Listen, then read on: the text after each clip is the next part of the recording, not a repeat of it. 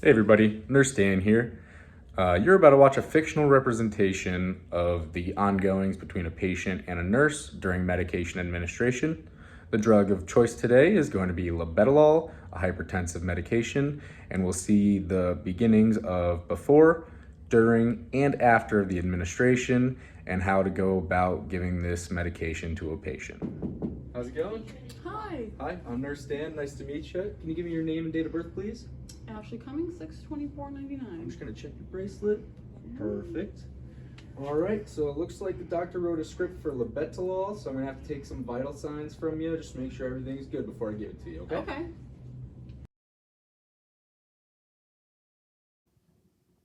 It is important for the nurse to get a set of vitals on a patient before administering labetalol, specifically the patient's heart rate and blood pressure.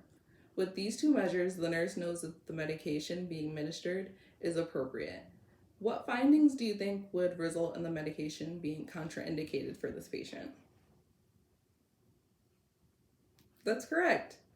A low blood pressure and heart rate would show that administering this medication would not be appropriate. Medication administration with these findings could lead to bradycardia and hypotension.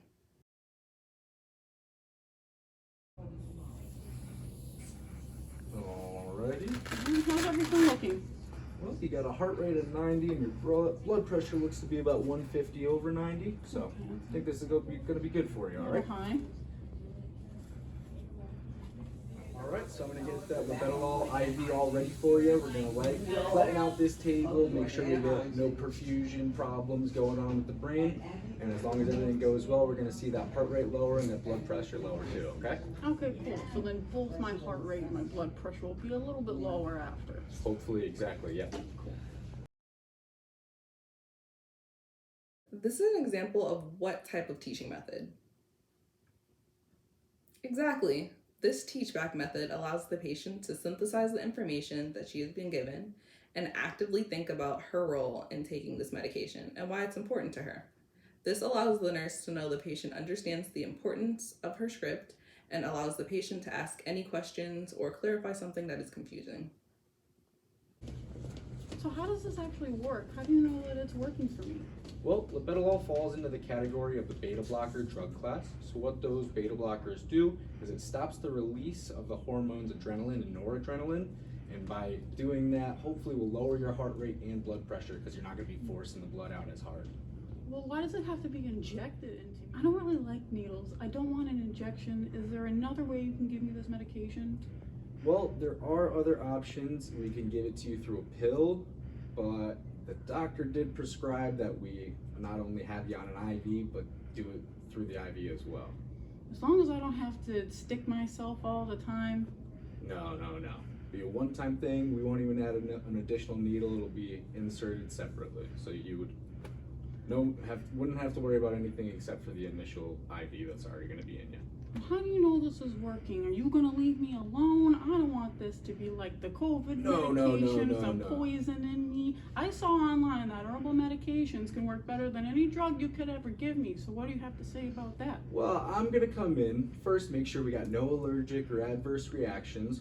We're gonna make sure that that heart is pumping the way that we want it and that we don't see too large of a drop.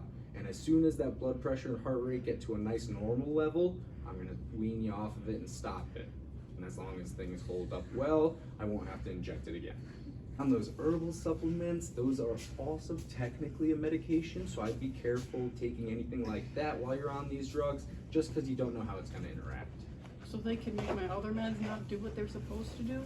Theoretically, and that's why we just like to have you stop taking those while you're here. Maybe continue it back again when you're at home, but I would talk to the doctor about that too. Good to know. Other than the herbal supplements, are there any other medications that I could or could not be taking that I should be aware of? Well, with labetalol, you could have an issue if you were diabetic and recognizing signs of low blood sugar, but given that you're not, I would just stick to avoiding NSAIDs like ibuprofen or alcohol, because that can significantly cause your blood pressure to drop, and we don't want to see that. Okay.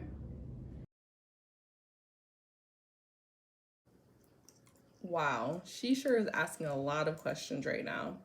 Let's take a second to discuss things that we should be looking out for prior to giving the patient the medication. These would be considered contraindications and are vital to note before making a big mistake.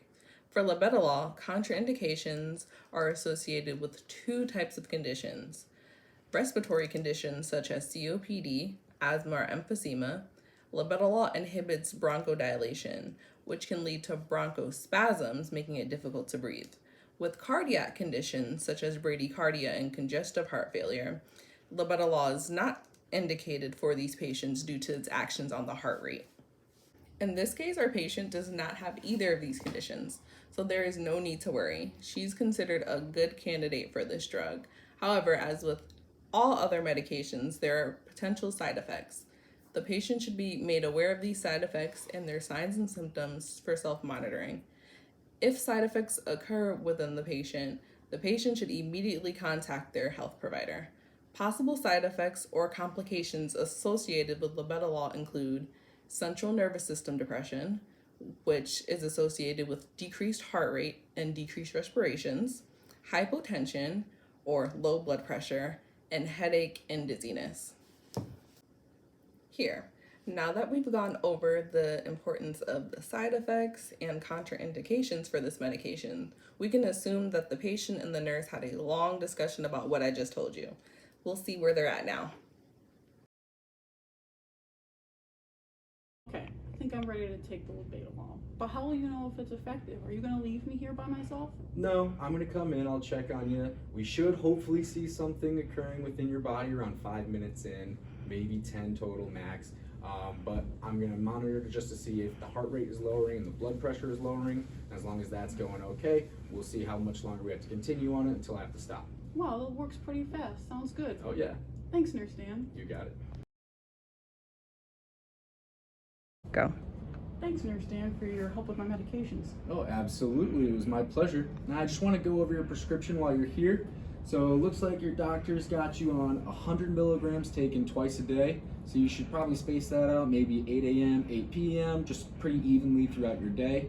You're going to take that on food just to upset your stomach less. And if you feel like, oh, my blood pressure is still high, my heart rate's still high, your doctor might increase that dosage up a little bit. If you find that it's working for you, cool. Just don't increase on your own. Always refer to your doctor or the prescriber just to make sure you're not going to do any damage to yourself. And it looks like you're just going to be on this medication until that baby gets delivered and then maybe a couple weeks postpartum. But as long as the blood pressure returns back to what it was, you'll be good. Is there anything I should do for myself before I take the medication? Absolutely. You're going to check your heart rate and blood pressure. I think they're sending you home with a cuff that you can just press the button. If not, I'll talk to somebody else. We'll get that for you, okay? Okay, so it's 100 milligrams twice a day, 8 a.m. and 8 p.m. Space them out a lot and take with food so it doesn't upset my stomach. Yep. And let my doctor know if the medication is not working. Yep, exactly. And just make sure you're not crushing anything up. Swallow those pills whole, and then it'll be just as effective as you need it to be, okay? Okay. Cool. Let's review. Today, Nurse Dan helped teach his patient about labetalol using simple, clear instructions and explanations. He determined the patient was of high-functioning thought and thus was able to explain himself communicating verbally. He utilized the teach-back method at various points, made sure to clarify any questions the patient had while not being condescending or agitated throughout the process. He also ensured they were set for success once being discharged home.